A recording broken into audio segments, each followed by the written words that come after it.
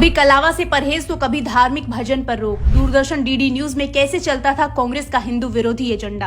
आज जो कांग्रेस विपक्ष में रहकर खुलेआम राम मंदिर का बहिष्कार कर चुकी है, वो कांग्रेस जब सत्ता में थी तो दूरदर्शन डीडी न्यूज समेत तमाम सरकारी संस्थाओं में कैसे हिंदू विरोधी एजेंडा चलाया जाता था, इसके 3 उदाहरण आज हम आपको बताएंगे। ताजा मामला डीडी न्यूज में कार्यरत एंकर और पत्रकार अशोक श्रीवास्तव से जुड़ा है, जिसमें उन्हें यूपीए शासन में कलावा पहनने को लेकर टॉप ऑफिशियल की तरफ से बुलावा आया था। अशोक श्रीवास्तव ने बताया कि 2006 में यूपीए शासन काल में उन्हें कलावा पहनने को लेकर टॉप ऑफिशियल से निर्देश मिले थे कि उनका कलावा स्क्रीन पर नहीं दिखना चाहिए।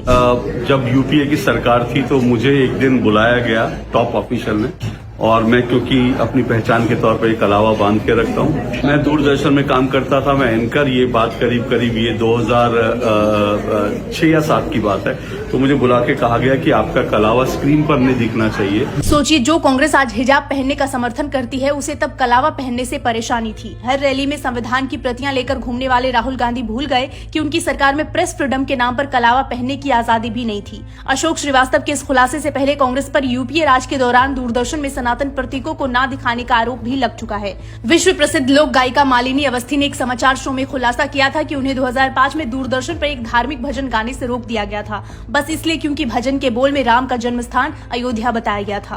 बतौर कलाकार दिल्ली दूरदर्शन में रिकॉर्डिंग के लिए आमंत्रित की गई। ये बात है 2005-6 की, 5-6। तो मैं एकदम हतप्रभ रह गई। आए तो उन्होंने कहा आप कुछ और गा सकती हैं। हमने तो विश्वास ही नहीं किया। मैंने कहा कि लेहले जन्म ये तो वहाँ पे गाया जाता है, रामनवमी भर ये गाया जाता है, घाटों गाया जाता है। उन्होंने कहा नहीं, आप फिर ये हटा दीजिए कि अयोध्या में जन्मे हैं।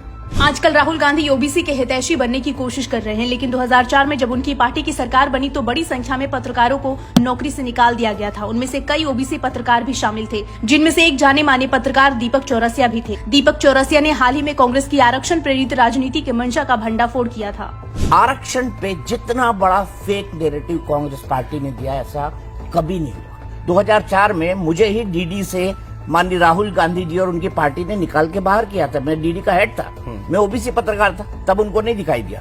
कांग्रेस सरकार पर आरोप लगे थे कि 2004 से 2014 तक के कार्यकाल में दूरदर्शन पर राम के उन भजनों को दिखाने से रोका जाता था जिनमें अयोध्या को राम का जन्मभूमि बताया जाता था। सोचिए, ये वो दौर था जब यूपीए सरकार एक तरफ वक्फ बोर्ड को दिल्ली की कई संपत्तियां सौंप रही थी, वहीं दूसरी तरफ सरकारी संस्थाओं में हिंदू विरोधी एजेंडा खुलकर चलाया जाता था, क्योंकि कांग्रेस हमेशा से तुष्टीकरण को सत्ता की सबसे बड़ी सीढ़ी मानती है। इसके लिए हिंदुओं की भावना को ठेस पहुंचाना कांग्रेस के लिए कभी कोई बड़ी बात रही ही नहीं। नाम बदला है, नियत नहीं। महाठगबंधन की जरूरत नहीं। आज ही ले